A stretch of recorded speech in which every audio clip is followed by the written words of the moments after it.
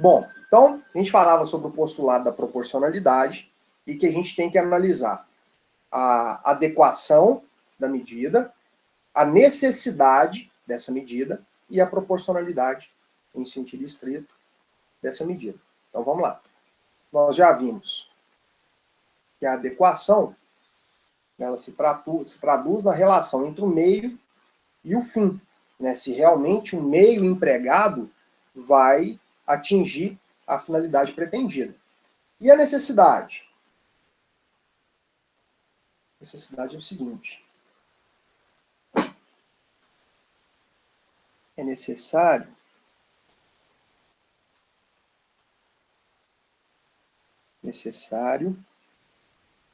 que o meio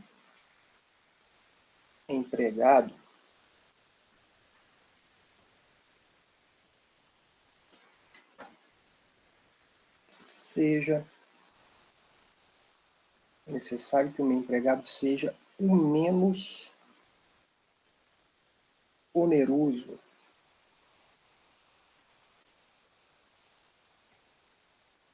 possível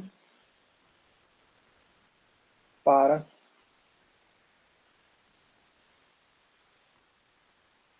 que haja a menor intervenção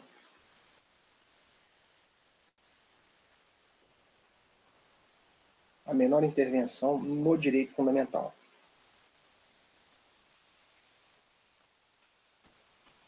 Para que haja a menor intervenção no direito fundamental.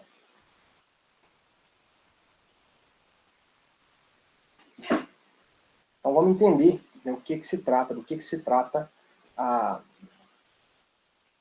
necessidade. Necessidade é o seguinte, ó, essa medida é realmente necessária? Eu vou, né, nesse conflito de direitos fundamentais, ou numa medida para se promover algum direito fundamental em detrimento do outro, realmente é necessário que se faça isso? Então eu não posso utilizar de uma medida drástica para poder violar totalmente os direitos que estão em conflito. Então é necessário que eu tome uma medida que seja a menos drástica possível para que eu consiga preservar pelo menos um direito que se mostre o mais importante diante das circunstâncias do caso concreto, para que então possa um direito prevalecer sobre o outro. Então olha só, adequação, eu vou adequar, né, eu vou ligar o meio à finalidade. Esse meio empregado, essa atitude tomada, ela é suficiente a atingir a finalidade pretendida? Se sim, ok. Subimos o primeiro degrau do postulado da proporcionalidade. Mas não basta. Essa medida tomada, ela tem que ser a menos onerosa possível. E onerosa não só no sentido de dinheiro, não só onerosa financeiramente, mas onerosa no sentido de sacrificar direitos de outras pessoas, sacrificar outros direitos fundamentais. Então, tem que ser a menos onerosa possível, porque quanto menos onerosa, maior será a preservação dos direitos, dos demais direitos fundamentais, ou menor será a intervenção nesses outros direitos. Então, vamos para o caso prático, para a gente poder entender o conceito da necessidade na prática. Porque quando a gente conceitua, teoricamente assim, fica muito vago, muito abstrato. De novo aparece aí, ó, exame de ordem. Viu que o exame de ordem, ele serve para dar uma peneirada, porque nem todo bacharel estaria apto a exercer a profissão de advogado. Então, o exame de ordem dá uma peneirada. Então, ele é adequado. Mas será que, além de adequado, será que ele é necessário mesmo? Então, olha aqui. O exame de ordem também atende ao subprincípio da necessidade ou exigibilidade, traduzindo-se no meio menos gravoso de atingir o resultado pretendido. Tá vendo? É nisso aqui que consiste o postulado da proporcionalidade no que toca à necessidade.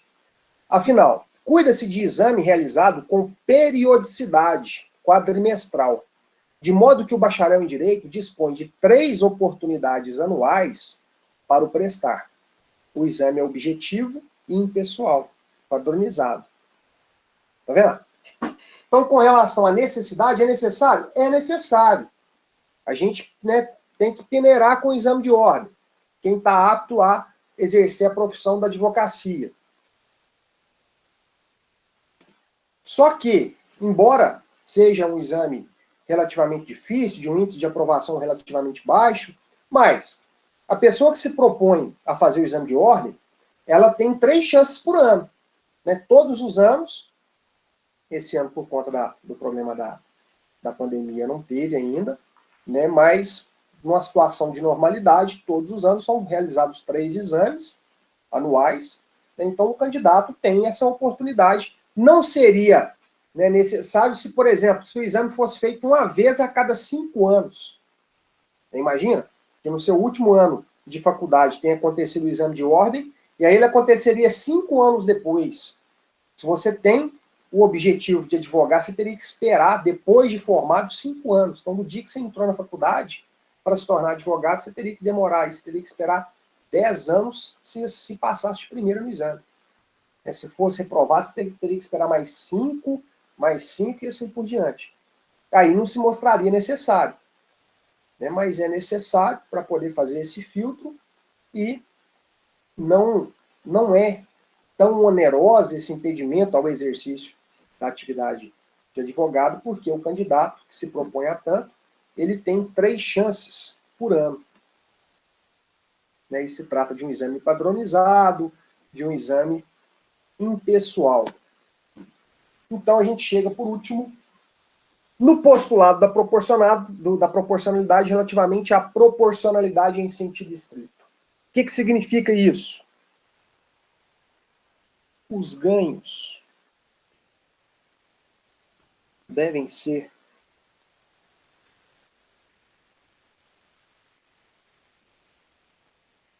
maiores do que as perdas. Proporcionalidade em sentido estrito representa, no final das contas, isso.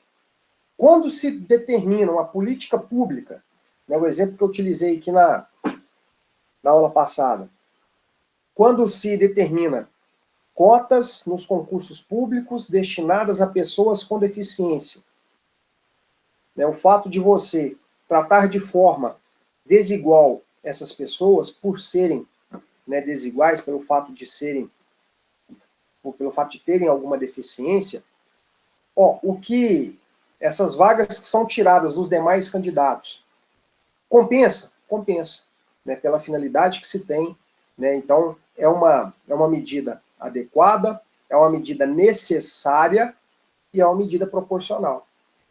Né, os ganhos que se tem com essa medida são infinitamente maiores do que as perdas, do que as vagas que são retiradas dos demais candidatos que prestaram concurso público, por exemplo. Certo? Então, a proporcionalidade em sentido estrito, a gente vai fazer essa análise. Os ganhos são maiores do que as perdas. Né? Com a medida, se tem mais benefício do que prejuízo.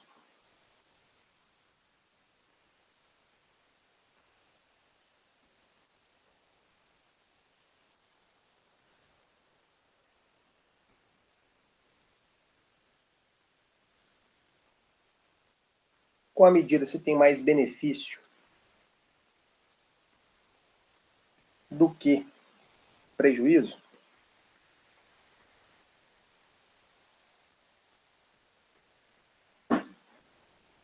Então é isso que se analisa. Então, se a gente preenche essas três etapas, né, de análise do postulado da proporcionalidade, se a gente consegue subir os 3 degraus, então a medida é proporcional e a medida relacionada a direitos fundamentais deve prevalecer.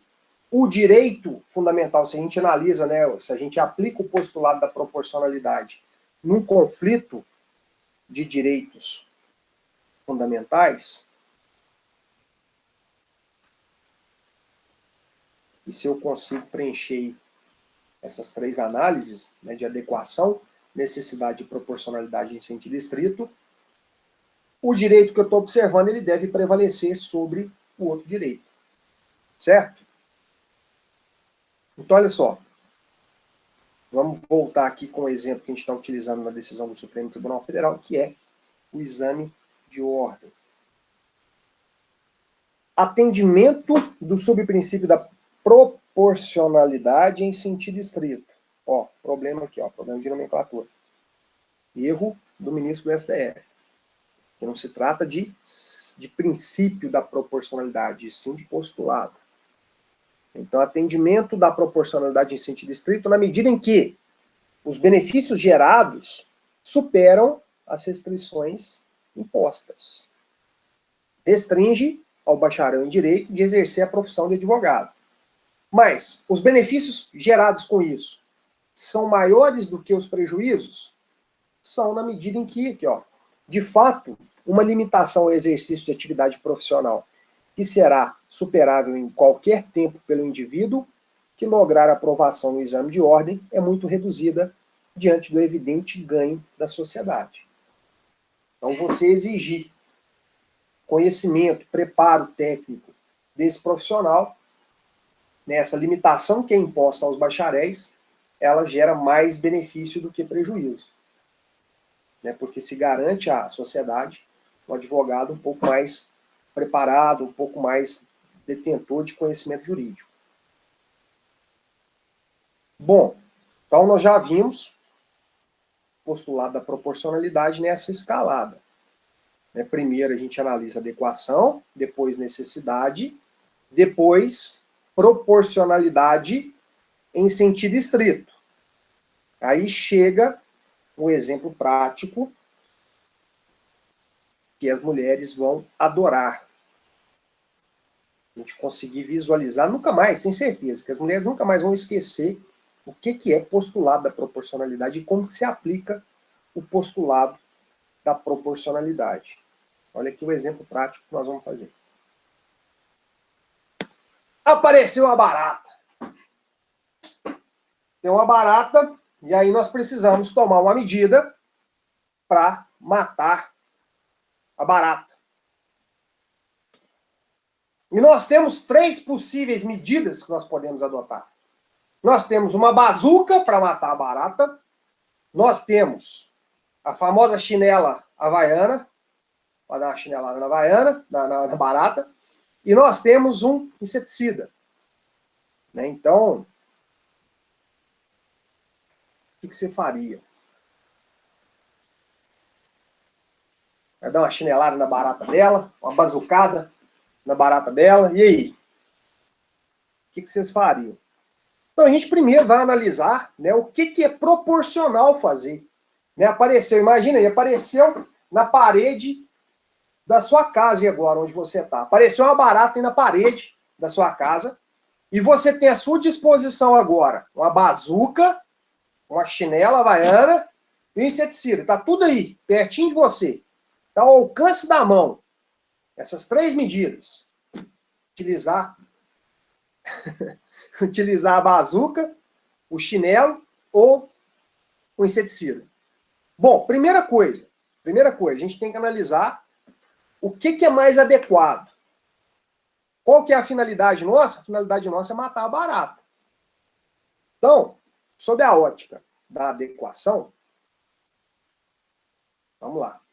E isso acontece na prática. Sob a ótica da adequação, se a gente der uma chinelada na barata dela, vai matar a barata? Vai, se acertar, né, o chinelo bem acertado, vai matar. Se a gente der um tiro de bazuca na barata, vai matar a barata? Vai matar a barata com um tiro de bazuca. E se jogar um inseticida na barata? Vai matar também? Vai matar também. Então, olha só. Todos os 3 mecanismos, todos os 3 mecanismos vão ser adequados. Todos os 3 passaram pela essa fase da adequação. Todos os 3, por quê? Todos os 3 se prestam à nossa finalidade. Nós podemos matar a barata com a bazuca, nós podemos matar a barata com o chinelo, nós podemos matar a barata com inseticida. Então, todos os 3 são meios através dos quais a gente conseguirá atingir a finalidade. Todos os 3 são proporcionais? Não. A gente tem que escolher um. A gente tem que escolher um que seja proporcional. Mas todos os 3 são adequados. Tá vendo? Agora, além de adequados, a gente tem que analisar a necessidade. O que é a necessidade? O menos oneroso. O que vai gerar menos dano. Qual que vai gerar menos dano? Olha aqui. Imagina que aparece aí agora uma barata na parede da sua casa e você pega a bazuca e dá nela um tiro de bazuca. Beleza, matou a barata, mas vai matar o prédio inteiro também. Vai matar a vizinhança inteira. Tá vendo? Então vai gerar muito dano. Logo, a bazuca não passa, a bazuca não se mostra um mecanismo adequado. Então a bazuca não é proporcional. Embora, ou melhor, adequado não, necessário. Embora seja adequada, a bazuca não é necessária. Né? Porque tem outros meios, tem outras medidas menos danosas que vão gerar menos prejuízo do que matar a barata com a bazuca. Por quê? A princípio a gente pode ter essa vontade, né? Falando, ó, que bicho asqueroso, ô barata dos infernos, vontade de dar um tiro de bazuca. Né? Às vezes, inicialmente, a gente tem essa vontade. Falando, não, é o mais drástico mesmo, é a medida mais drástica, mais pesada que eu quero para poder matar essa vagabunda dessa barata que apareceu aqui. Mas quando você, né, embora seja um meio adequado, não é um meio necessário, porque vai te gerar um prejuízo tremendo. Você dá nela um tiro de barata, você dá nela um tiro de bazuca, e aí o prédio cai todo na sua cabeça. Então não vai ser necessário, não passa pela análise da necessidade. Bom, e o chinelo? O chinelo é adequado? É necessário? Né? Será que você vai destruir o prédio dando a chinelada na barata? Não, não vai gerar tanto dano assim. Não vai gerar prejuízo a chinelada na barata. E o inseticida? Não, o inseticida também não. Né? Ele, ó, já vem até no rótulo dele que ele é próprio para matar barata. É uma xiringada e ela já vira com as patas para cima na hora. Então, beleza. Esse aqui ficou para trás no critério de necessidade, a bazuca foi dispensada, foi descartada, você já dispensa, fala, não, a bazuca eu não vou poder utilizar, não nesse momento e não contra barata, deixa a bazuca aí.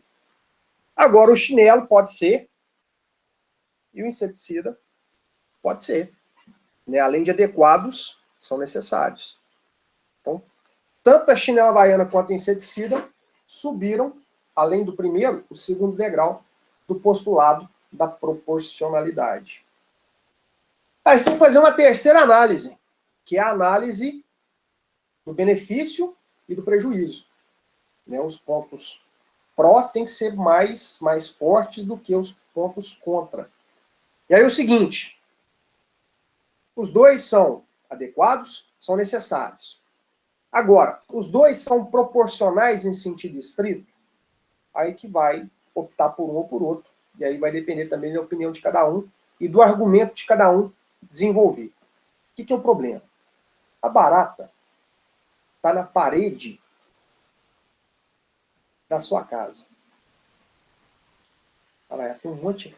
Até com a perna cabeluda que é a barata. Não sabia que tinha esse tanto de cabelinho na perna da barata, não. Você vê. A barata desdeixada. Então ela está na parede da sua casa, e a parede da sua casa é da cor do fundo aqui da tela. É branquinho, ó. que acontece? Eu acho que vários de vocês já tiveram essa experiência. Quando a gente dá uma chinelada na barata, né, fica... Espreme ela lá, sai até um caldo, né? Então você vai pensar o seguinte, você vai falar assim, ó, beleza. O benefício é ver a barata morta, porque se esse trem for embora, na hora que eu estiver dormindo, você ainda vai me atentar lá na minha cama, se eu estiver dormindo, eu vou escutar ela passeando pelo quarto, isso aí vai passear na minha toalha de tomar banho, e esse negócio vai passear na cozinha, e vai... Nossa Senhora, então eu tenho que matar esse bicho, para esse bicho ir embora. Não pode ficar dentro da minha casa, não.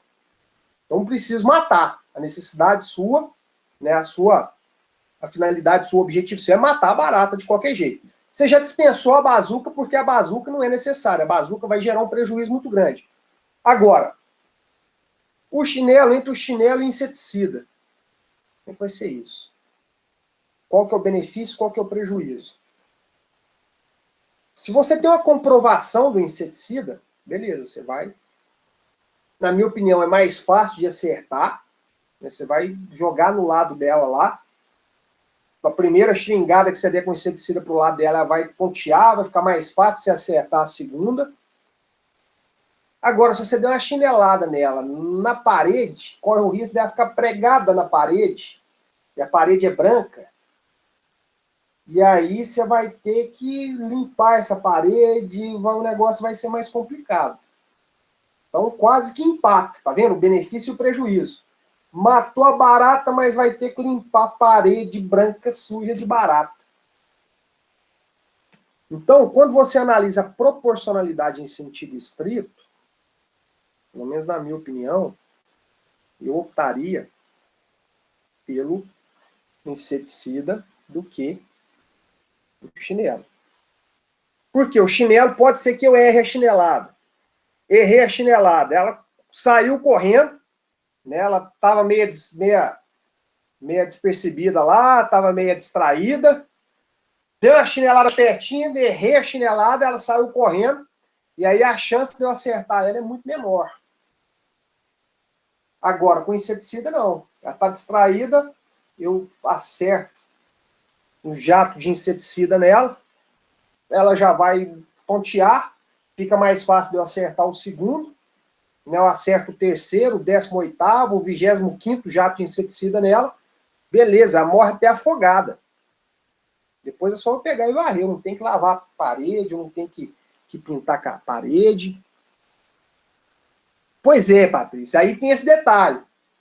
Se, por exemplo, se eu tiver algum morador da casa, ou se eu for alérgico aí, ao cheiro do inseticida, a esse inseticida, aí é o seguinte, então é muito melhor eu ter que limpar a parede do que eu correr o risco de ter que ir para o hospital, eu intoxicar com o cheiro do inseticida, tá vendo?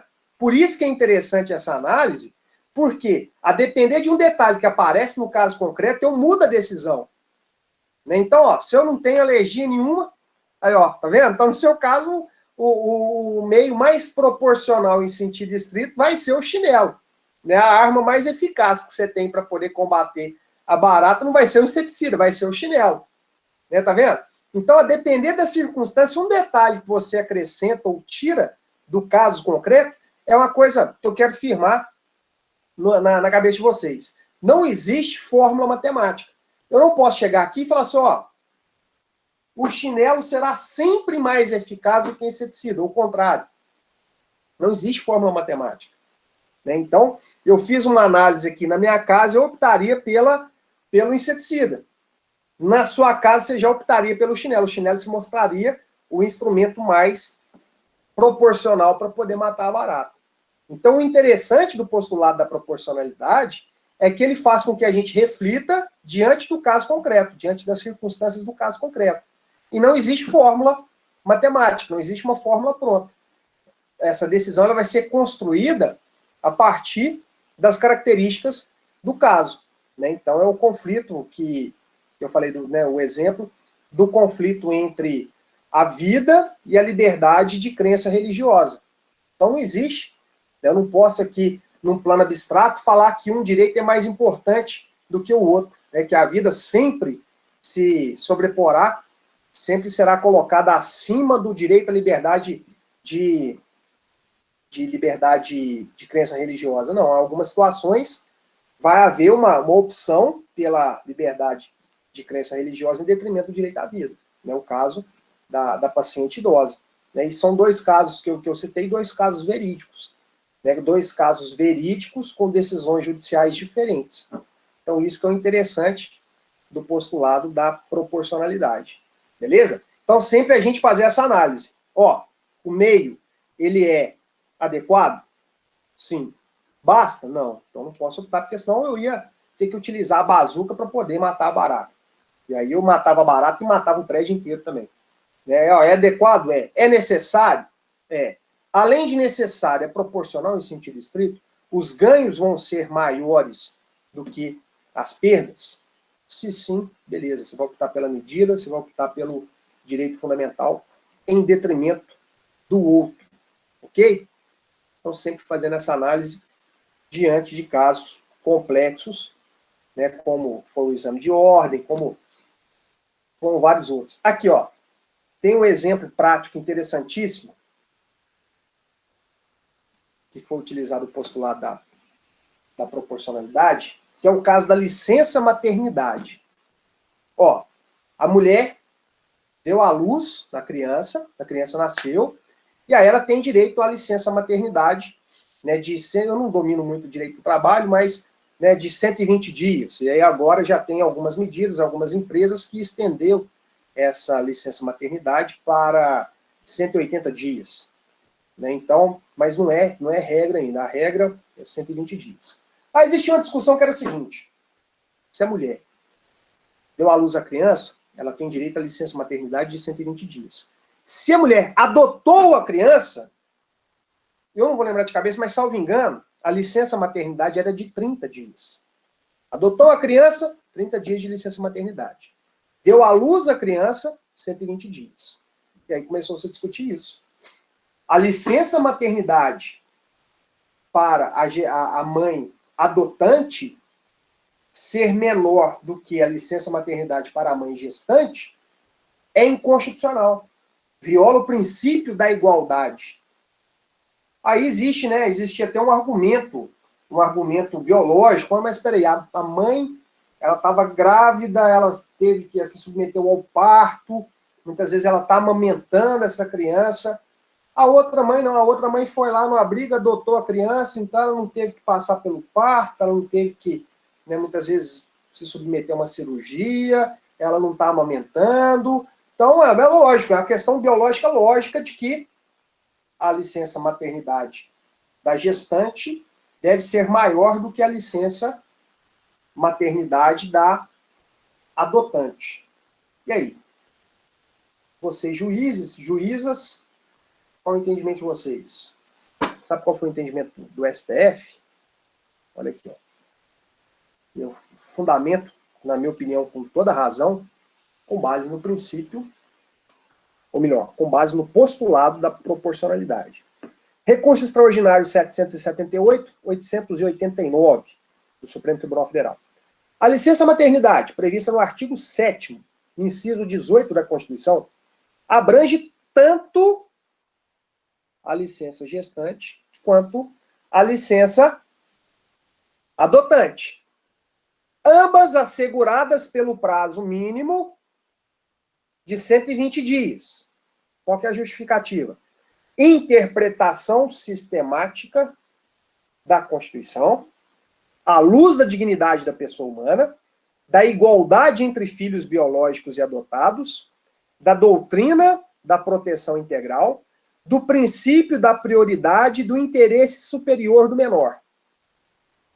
As crianças adotadas constituem grupo vulnerável e fragilizado. Demandam um esforço adicional da família para sua adaptação, para a criação de laços de afeto e para a superação de traumas. Impossibilidade de se lhes conferir proteção inferior àquela dispensada aos filhos biológicos, que se encontram em condição menos gravosa. Violação, chamou de princípio, né, mas tudo bem. Violação do princípio da proporcionalidade como vedação à proteção deficiente.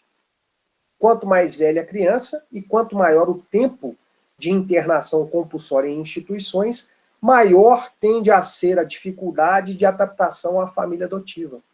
Maior é ainda a dificuldade de viabilizar sua adoção, já que predomina no imaginário das famílias adotantes o desejo de reproduzir a paternidade biológica e adotar bebês, impossibilidade de conferir proteção inferior às crianças mais velhas, violação do princípio da proporcionalidade, como vedação à proteção deficiente. Tá vendo?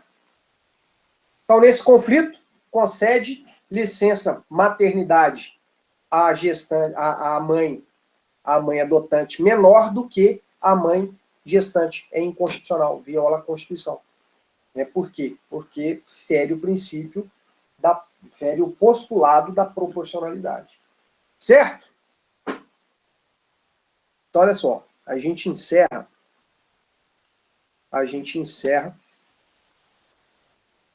a teoria geral dos direitos fundamentais. Tudo que nós vimos nessas primeiras aulas, característica dos direitos fundamentais, eficácia dos direitos fundamentais, classificação, os titulares, a aplicação do postulado da proporcionalidade, tudo isso se aplica a todos os direitos fundamentais e aos direitos em espécie que nós vamos estudar a partir de agora. Ana Paula, boa pergunta. Se a mãe gestante, se ela tem estabilidade no emprego, a mãe adotante também tem. Então, a mesma estabilidade no emprego.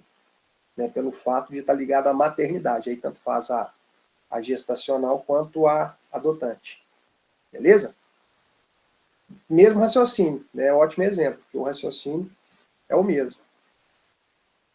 Bom, então, a partir de agora, a gente sai um pouco do plano teórico, por isso o nome Teoria Geral dos Direitos Fundamentais, e a gente passa mais para um plano prático e, sobretudo, pela análise dos dispositivos da Constituição Federal. Um exercício excelente é você começar a ler os artigos iniciais da Constituição Federal. Se já não tiver começado, comece então a ler do artigo 1º, pelo menos, até o artigo 17 da Constituição Federal. Hoje a gente utiliza muito o smartphone, muita leitura pelo computador, muito arquivo em PDF, mas na minha época ainda era comum o Word-Doc. Os antigos aqui eu sempre levo para o meu escritório, eu não tenho nenhum Word-Doc aqui antigo, não. Mas assim, era muito comum o Word-Doc, então o que eu fazia? Eu tinha o hábito de ler o artigo e colocar, desenhar uma bolinha na frente do artigo. E aquilo eu achava, para mim, era o auge do auge, eu pegar um artigo ou um inciso da Constituição e ter lá 5, 6 bolinhas desenhadas na frente. Significava que eu tinha lido aquilo 5, 6, 7 vezes, e às vezes eu tinha até decorado o inciso. Então, é um exercício excelente, vocês já começarem a ler vários dos artigos da Constituição, pelo menos do 1º ao 17, lembrando que não são poucos, porque só o 5º tem 78 incisos, então é um exercício árduo, e aí vocês vão ter, talvez, a mesma sensação que eu, quando eu leio esses artigos da Constituição, eu tenho a vontade de mudar para o Brasil, tenho vontade de morar lá no Brasil, porque deve ser um lugar muito bom de morar, a partir da leitura da Constituição, começar pelo preâmbulo dela. Então, toda vez que eu leio esses artigos iniciais, eu tenho vontade de mudar para o Brasil, de morar lá no Brasil. Talvez vocês despertem essa vontade também. Bom, deixa eu fazer um alerta aqui.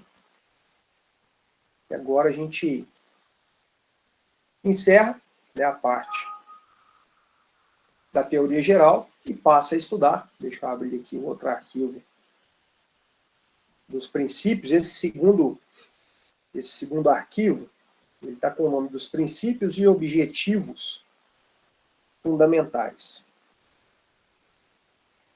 Então, o que é o objetivo aqui agora?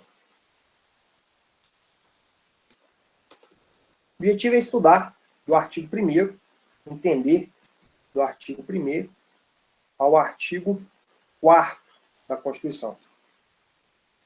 E aí, o artigo 1º, ele estabelece aqui, ó, ele estabelece os chamados princípios fundamentais, que não necessariamente possuem a natureza jurídica de princípio. E a gente tem que lembrar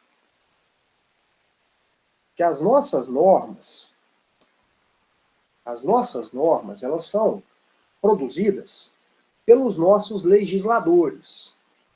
Então, o Código Penal, o Código Civil, a reforma da Previdência, a reforma trabalhista, a reforma tributária que está sendo discutida agora no Congresso Nacional, a Constituição Federal, né, as emendas à Constituição, essas normas são produzidas pelo legislador. E o legislador, muitas vezes, é aquela turma que você vê lá no Congresso. Está melhorando, mas ainda está longe de ser o ideal. Né, legislador nosso, o Tiririca, o Romário, o Rodrigo Maia, é aquela turma lá encarregada de produzir as nossas normas. E não necessariamente, como eu disse, está melhorando, mas não é o ideal, não é, os nossos legisladores não são lá tão capacitados, tão preparados assim. E muitas vezes a gente se depara com normas de conteúdo jurídico ruim. Né? Nem todo legislador, nem todo vereador, deputado estadual, deputado federal, senador, é formado em direito. E até não tem nem noções básicas de direito. Né? Mas, por conta disso, muitas dessas normas não são adequadas juridicamente. Às vezes o que está escrito no artigo demanda uma interpretação muito grande por parte da gente para a gente conseguir aplicar e muitas vezes até adequar aquilo ao que o legislador quis elaborar. Então, embora a Constituição fale no artigo 1º de princípios fundamentais, é muito mais correto a gente chamar isso de fundamentos e não princípios. Por quê? Porque os princípios se colidem a todo momento e quando um princípio colide com outro, um princípio vai vencer. E se um desses princípios, que a Constituição chama de princípios fundamentais, se um desses aí perder alguma batalha, alguma luta, quando brigar com outro princípio, nós estamos ferrados. Né? Não vai ter jeito. Então, por isso, que embora a Constituição chame todos esses elementos aí previstos nos 5 primeiros incisos do artigo 1º de princípios, é mais correto que você chame de fundamentos da República Federativa do Brasil, né, da famosa RFB. RFB de República Federativa do Brasil. É nome e sobrenome do Brasil. República Federativa. Né, que vocês já sabem o que é uma república e o que é uma federação. Então o Brasil adota como forma de governo a forma republicana e como forma de Estado a forma federativa. Né, por isso, República Federativa do Brasil. Então vamos lá. A República Federativa do Brasil, formada pela união indissolúvel dos estados e municípios e do Distrito Federal, constituem-se em Estado democrático de direito e tem como... Aí, ó, tá vendo? Eu não tô ficando doido, não tô inventando nada da minha cabeça, não. É a própria Constituição que fala. Embora ela tenha chamado aqui no título de princípios, no caput ela vem e consertou aqui, ó. Tem como seus fundamentos. Quais são os fundamentos da República Federativa do Brasil? Isso cai em prova pra caramba. Despenca em prova. Prova de agente de saúde até prova de diplomata. Do concurso mais básico de direito constitucional ao concurso mais elaborado de direito constitucional, cai esse tipo de questão. Quais são os fundamentos da República Federativa do Brasil? E sabe o que o examinador sacana faz? Ele pega e mistura. Né? Porque à medida que você vai estudando, que você vai lendo esses artigos várias vezes, repetidas vezes, você vai decorando, você vai assimilando esse texto. E aí, o que o examinador faz? Ele pega e mistura. ele coloca nas alternativas aquilo que está escrito no artigo 3º, que nós vamos ver daqui a pouco. E aí você fala assim, não, eu lembro de ler isso aqui na Constituição, está certo, e erra a questão. Então você tem que fazer essa diferença. Quais são os fundamentos que estão no artigo 1º e quais são os objetivos que estão no artigo 3º da Constituição. Tem que fazer essa divisão. Existe macete, sem ter que decorar tudo, para a gente poder diferenciar um do outro. Não tem erro na hora da prova. Vamos lá. Vamos então entender e ver quais são os fundamentos. Primeiro, soberania. Tá vendo por que não é princípio? Imagina, se eu chamo princípio da soberania, e aí o princípio da soberania não se mostra o mais adequado, o mais necessário, o mais proporcional em sentido estrito, e perde para qualquer outro princípio no conflito. Se o Estado perde a sua soberania, ele deixou de existir. Lembra? Dos elementos constitutivos do Estado, não existe Estado sem soberania, sem território e sem povo. Ainda se fala em finalidade. Seria um quarto elemento constitutivo do Estado. Então, a soberania, que é um elemento constitutivo do Estado, essencial, sem soberania o Estado não existe, é aqui também um fundamento da República Federativa do Brasil. Previsto logo no inciso 1º do artigo 1º da Constituição Federal. Segundo inciso, segundo fundamento, cidadania. Então, a cidadania também é um outro fundamento da República Federativa do Brasil. Terceiro fundamento da República Federativa do Brasil é a tão falada dignidade da pessoa humana. Que se cair na nossa prova, se te perguntar qual é a natureza jurídica, qual é a natureza jurídica da dignidade da pessoa humana, o que você vai responder? Você vai falar que ela é um princípio jurídico? Falar isso é erra. Você vai falar que ela é um atributo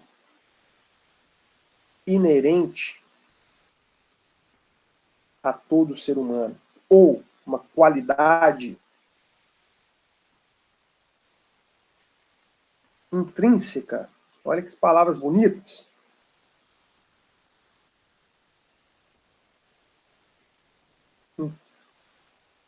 E coloquei a letra errada aí.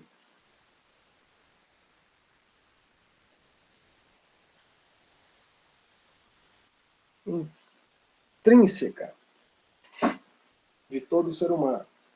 Então essa é a natureza jurídica da dignidade da pessoa humana.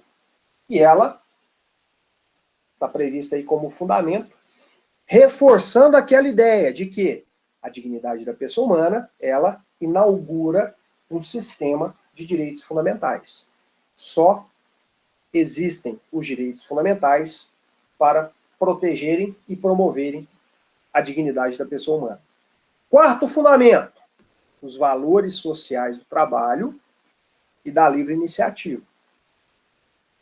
Quinto fundamento, o pluralismo político.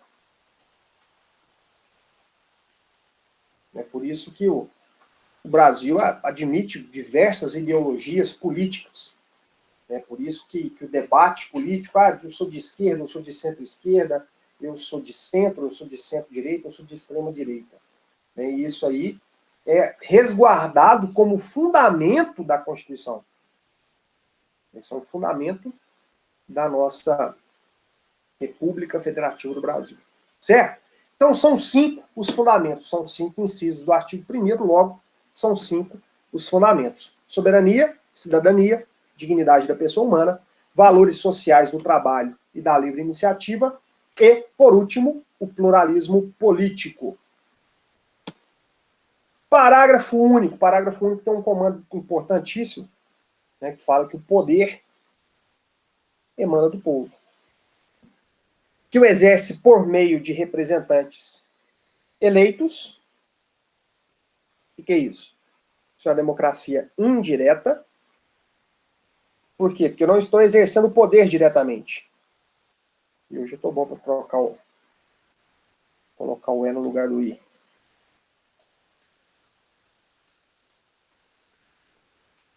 Então, a democracia indireta, por quê? Eu exerço o poder através das pessoas que eu escolhi, né, que eu votei. Ou diretamente, exerce o poder diretamente, democracia direta. Nos termos dessa Constituição, quando que eu exerço a democracia diretamente? Quando eu respondo por mim mesmo. No caso de plebiscito, no caso de referendo, quando eu proponho uma ação popular, né, quando eu participo de uma propositura, de um projeto de lei que foi proposto por iniciativa popular. Né? Então, a democracia nada mais é do que a participação do povo no poder político do Estado. A nossa democracia, ela é, em alguns casos, indireta e, em outros casos, direta. O artigo 2º da Constituição fala da separação dos poderes, né, que, se a gente fazer uma observação, a Constituição fala que são poderes. Na verdade, gente, vocês estudaram a teoria geral do Estado, que o poder é um só. Quantas soberanias que a República Federativa do Brasil tem? Quantas soberanias? Uma. Um poder. O poder do Estado é um só, ele é uno. Lembra? Uma das características da soberania é a sua unicidade dentro do Estado brasileiro, dentro do território nacional. Uma única soberania é exercida. Unicidade, é um poder só. Então não é correto eu falar em 3 poderes, em poder legislativo, poder judiciário e poder executivo. Na verdade, o poder é um só, o poder é uno, e esse poder uno se divide em 3 funções, que são as funções legislativa,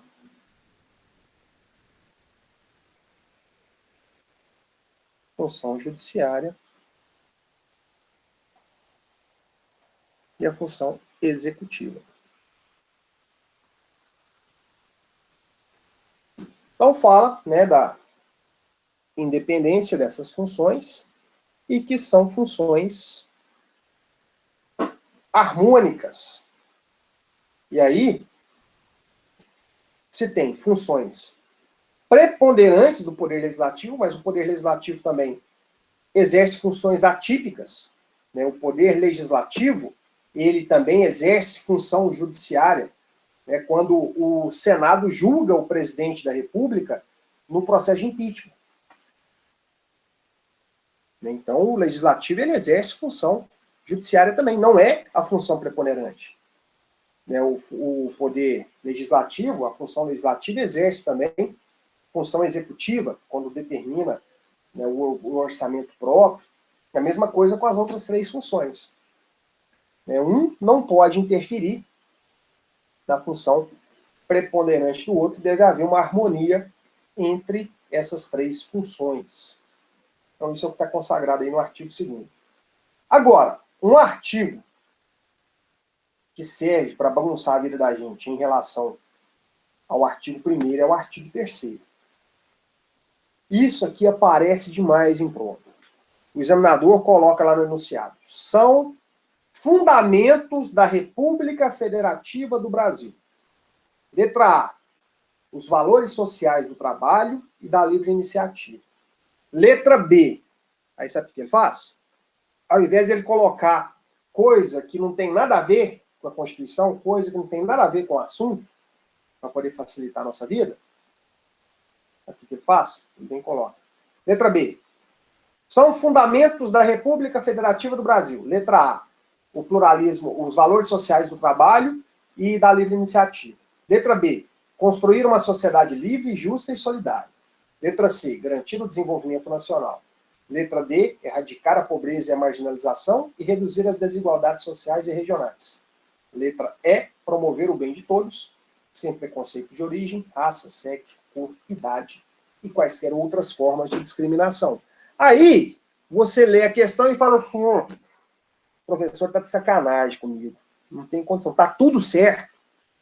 Tá tudo certo, tá 5, a letra A, a letra B, a letra C, a letra D e a E, estão certas, está escrito isso na Constituição. Olha aqui, ó, no artigo 1º, inciso 4, está lá escrito os valores sociais do trabalho e da livre iniciativa.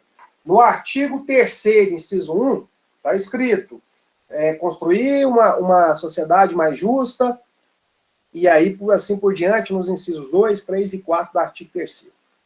Está tudo certo, tem que ser anulada a questão. Não tem nada. Não tem nada. A questão está certa, a única alternativa correta é a letra A. Por quê? Porque fundamentos, Thaís, hoje até o 4º. Porque fundamentos estão somente, no artigo 1º. O artigo 3º não fala nada de fundamentos. O que o artigo 3º fala? Fala de objetivos fundamentais. Então, cuidado com isso aí na prova. Se o enunciado te pergunta quais são os fundamentos da República Federativa do Brasil, fundamentos são apenas 5. Soberania, cidadania, dignidade da pessoa humana, valores sociais do trabalho e da livre iniciativa e o pluralismo político. Se o enunciado te pergunta quais são os objetivos da República Federativa do Brasil, esses objetivos estão elencados no artigo 3º. Por isso que eu falo com vocês que quando eu leio a Constituição eu tenho vontade de mudar para o Brasil, ainda vou morar lá um dia. Qual que são os objetivos? E não é qualquer tipo de objetivo, não. Quais são os objetivos fundamentais? Construir uma sociedade livre, justa e solidária. Garantir o desenvolvimento nacional. Erradicar a pobreza e a marginalização e reduzir as desigualdades sociais e regionais. Gente, candidato, um candidato a qualquer cargo eletivo aí, não precisa de muita coisa, não precisa de elaborar muito discurso, não. Você começar a ler artigos da Constituição aí, tá pronto, tá feito o discurso dele. Se ele falar que um dos meus objetivos fundamentais dessa minha campanha será promover o bem de todos, sem preconceitos de origem, raça, sexo, cor, idade e quaisquer outras formas de discriminação. Tá pronto, tá feito o discurso. Tá vendo? Por isso que dá vontade de mudar para o Brasil, por isso dá vontade de morar lá. Ó. Um dos objetivos fundamentais da República Federativa do Brasil é promover o bem de todos, sem preconceitos de origem, raça, sexo, cor, idade e quaisquer outras formas de discriminação. Objetivo fundamental. Para que servem os objetivos fundamentais? Ótima pergunta. Para que serve? Para que está escrito aí? Qual que é a finalidade disso aí? Gente, embora seja uma realidade muito distante, tudo isso que a gente leu, os objetivos fundamentais, eles servem para poder orientar o legislador na elaboração de leis, na criação de políticas públicas, de programas públicos, no desenvolvimento dessas políticas públicas para a sociedade. Serve para isso.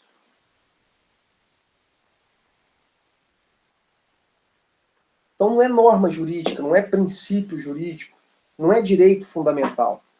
Então nós não estamos estudando os direitos fundamentais individuais em espécie ainda. Isso vai começar a partir do artigo 5º. Por quê? Porque eu não posso falar que construir uma sociedade justa, livre e solidária seja um direito fundamental. Não tem como eu propor uma ação judicial falando que o prefeito da minha cidade, o governador do meu estado, o presidente da república está descumprindo o meu direito fundamental, uma sociedade livre, justa e solidária. Não existe essa possibilidade. Então, são diretrizes, são orientações para que o legislador, na hora que for elaborar um projeto, ele vai fazer essa análise. Opa, eu tenho que elaborar um projeto no sentido de promover uma sociedade mais igualitária, promover uma sociedade mais justa, uma sociedade que preze pela liberdade, seja liberdade de locomoção, liberdade de manifestação, qualquer de suas manifestações. Então serve como orientações. Eu não posso falar que o artigo 3º prevê direitos fundamentais, não. O que prevê o artigo 3º? Objetivos fundamentais. E o primeiro, fundamentos da República Federativa do Brasil. Para encerrar, o artigo 4º. Então, muito cuidado com prova de direito constitucional, do básico ao ultra, mega, hiper avançado, que vai misturar o que está no artigo 1º com o que está no artigo 3º, com o que vem no artigo 4º. Muito cuidado com isso. Né? O enunciado vai te perguntar quais são os fundamentos da República Federativa do Brasil. Os fundamentos estão previstos no artigo 1º. Né? São 5. São 5.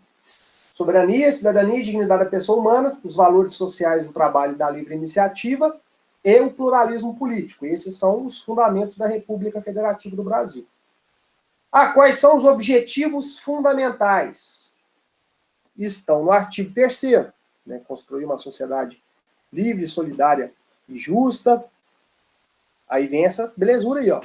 Garantir desenvolvimento nacional, erradicar a pobreza, marginalização, reduzir as desigualdades sociais e regionais, promover o bem de todos, sem preconceitos de origem, raça, sexo, cor, idade e quaisquer outras formas de discriminação. O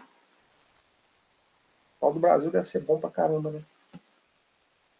Tá vendo? Então, não confundir isso. Quais são os fundamentos com os objetivos fundamentais. E, principalmente, não confundir os objetivos fundamentais com os princípios pelos quais o Brasil rege as suas relações internacionais. Não confundir os objetivos fundamentais do artigo 3º com os princípios internacionais pelos quais, com os princípios pelos quais o Brasil rege as suas relações internacionais. Olha aqui. Vamos ler, que está no artigo 4º, para a gente fazer essa diferenciação. E como que eu faço na hora da prova para poder acertar sem ter que decorar? O artigo 1º, o artigo 3º e o artigo 4º. Aqui, ó. O Brasil, né, a República Federativa do Brasil, rege-se nas suas relações internacionais pelos seguintes princípios. Então, até agora, eu tenho fundamentos no artigo 1º, objetivos fundamentais no artigo 3º e princípios pelos quais o Brasil rege-se nas suas relações internacionais no artigo 4º. Quais são? Independência nacional, prevalência dos direitos humanos, autodeterminação dos povos, não intervenção, igualdade entre os estados, e aqui não são os estados-membros, não é igualdade entre Minas Gerais, São Paulo, Rio de Janeiro, Amazonas, Rio Grande do Sul, não. É igualdade entre os estados-nações, entre os estados-países. Defesa da paz, solução pacífica dos conflitos, repúdio ao terrorismo e ao racismo, cooperação entre os povos para o progresso da humanidade, concessão de asilo político. Então, são 10 os princípios pelos quais o Brasil rege as suas relações internacionais. Então, presta atenção. Você tem duas formas de fazer essa diferenciação e não errar na hora da prova. Então, a primeira forma, muito ineficaz, muito ineficaz. Decore os artigos 1º, 3º e 4º. Beleza, decorou, você vai saber o que é fundamento, o que é objetivo fundamental e o que é princípio pelos quais são os princípios que o Brasil rege as suas relações internacionais. Decorou, tá pronto. Método muito ineficaz. Qual que é o método eficaz para que eu não tenha que decorar nada? Simples, simples, simples. Primeiro, quais são os fundamentos? Né? Qual que é a base para que o país funcione? Quais são os elementos ali sem os quais o país não vai funcionar? Né? Os fundamentos que geraram a criação da Constituição de 88. Então, aquilo que tem de mais fundamental dentro da sociedade. Então, você vai elencar, vai puxar esses 5. Soberania, sem soberania o país não existe. Cidadania, dignidade da pessoa humana, valores sociais do trabalho e da livre iniciativa e pluralismo político. Então, está muito próximo dos objetivos. Bom, quando aparecer um verbo no infinitivo,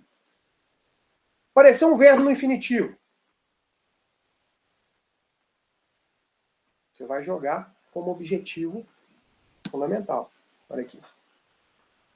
Construir, garantir, erradicar, promover. Se aparece lá um verbo no infinitivo em qualquer das alternativas, você já vai saber que esse verbo no infinitivo trata-se de um objetivo fundamental, não de um fundamento e não de um princípio pelo qual o Brasil rege as suas relações internacionais. Ok? Então já fixa esse critério. Apareceu o verbo no infinitivo, os 4 objetivos fundamentais da República Federativa do Brasil aparecem sob a forma de verbo no infinitivo. Construir uma sociedade livre, justa e solidária. Garantir o desenvolvimento nacional. Erradicar a pobreza, a marginalização, reduzir as desigualdades sociais e regionais. Então, fica atento a isso. Tá, e como que eu faço para diferenciar, então, esses objetivos fundamentais lá dos princípios pelos quais o Brasil rege as suas relações internacionais? Outra coisa importante. Toda vez que a intenção estiver voltada para dentro, vamos entender isso melhor. Toda vez que a expressão contida no enunciado da questão ou na alternativa da questão tiver como objeto território nacional, a preocupação for interna, a preocupação é internamente. Estou pouco me lixando com o que está acontecendo no país estrangeiro. O negócio é aqui dentro. Construir uma sociedade brasileira justa, igualitária, erradicar a pobreza. Erradicar a pobreza onde? Lá no Afeganistão? Não. Erradicar a pobreza aqui no Brasil. Então, toda vez que o objeto estiver voltado internamente, né, para dentro do território nacional, trata-se de um fundamento ou um objetivo fundamental. E aí você já sabe diferenciar um do outro. Se o verbo apareceu no infinitivo, é objetivo fundamental. Se não aparecer o verbo no infinitivo, é fundamento. Certo? Agora, quando o objeto for o exercício da soberania, quando estiver voltado para um âmbito externo, para um âmbito internacional, né, não intervenção, solução pacífica das controvérsias. Olha aqui. Igualdade entre os estados. O Estado de Israel, o Estado da Argentina, o Estado da China. Olha só. Quando o objeto for uma relação internacional, ó, independência nacional. Eu declaro independência nacional em relação a outro país. Não faz sentido eu declarar independência nacional de Minas Gerais em relação a São Paulo. Não faz o menor sentido isso. É independência nacional em relação a palpite da Argentina, a palpite do Uruguai, do Chile, qualquer país que seja. Prevalência dos direitos humanos. Vocês lembram a diferença de direitos humanos para direitos fundamentais? Direitos humanos estão previstos em tratados internacionais. Direitos fundamentais da Constituição. Então, quando fala em prevalência dos direitos humanos, está analisando no âmbito interno ou no âmbito internacional? Internacional. Autodeterminação dos povos. Não é do povo brasileiro, é dos povos. Não intervenção em outros estados estrangeiros. Igualdade entre os estados, entre todos os estados, países, estado-nação. Defesa da paz mundial. Solução pacífica dos conflitos entre os diversos estados. Repúdio ao terrorismo e ao racismo. Cooperação entre os povos, por isso que o Brasil mandou tropas militares lá para o Líbano, né, por conta desse princípio. Cooperação entre os povos para o progresso da humanidade. E concessão de asilo político. Então, muito cuidado, porque na prova, o examinador vai fazer de tudo para te confundir e vai aparecer inciso que está no artigo 4º, que está no 3º, que está no 1º, vai misturar isso tudo. E o enunciado vai te perguntar quais são os fundamentos, ou qual é o fundamento da República Federativa do Brasil. Quais, ou qual é os objetivos, o objetivo fundamental da República Federativa do Brasil. Ou qual é o princípio internacional pelo qual o Brasil rege as suas relações. Então, isso pode aparecer na prova e não basta. Se você decorar tudo, não basta, porque na hora da prova você vai ler e vai falar assim, ó, tá errado, a questão tem que ser anulada porque tá tudo certo aqui, tá tudo escrito na Constituição. Mas espera aí, tá tudo escrito na Constituição, mas no artigo 1º estão escritos os fundamentos, no artigo 3º estão escritos os objetivos fundamentais, e no artigo 4º estão escritos os princípios pelos quais o Brasil rege-se nas suas relações internacionais. Certo? Então, olha só. Para a próxima aula, leitura, pelo menos, desses 4 artigos, para você já ir se familiarizando. Depois me conta se ficou com vontade de mudar para o Brasil ou não. Eu tenho essa vontade toda vez que eu leio a Constituição. E aí já vai ler pelo menos os 4. E é a alegria da minha vida. Se você ler o artigo 5º todo, pelo menos uma vez, leia o artigo 5º, ou pelo menos os incisos iniciais, porque ele é grande pra caramba. Então, leia os artigos iniciais da Constituição, pelo menos do 1º ao 4º, que são muito pequenos, são poucos, nós lemos aqui rapidamente na aula de hoje. E o estudo do conteúdo que eu venho disponibilizando.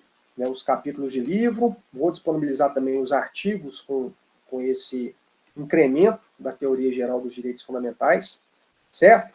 E não se esqueçam que na terça-feira da semana que vem a gente já tem Renadinho. Galera, terça-feira da semana que vem já é dia 1º de setembro de 2020, tá louco de tudo mesmo, tá maluco. Primeira vez na minha vida que um mês de agosto passa rápido. Esse negócio tá esquisito, tá no mínimo esquisito isso. Um negócio, Cruzeiro eliminado na Copa do Brasil pelo CRB. No 2020, meu Deus do céu, não tem condição não tem a menor condição em 2020. Mas, enfim, estudem, dê uma estudada nesse conteúdo, não se esqueçam nisso. Aí, ó, tem que secar ali depois. Hoje é quarta, né? Deixa eu parar a gravação aqui.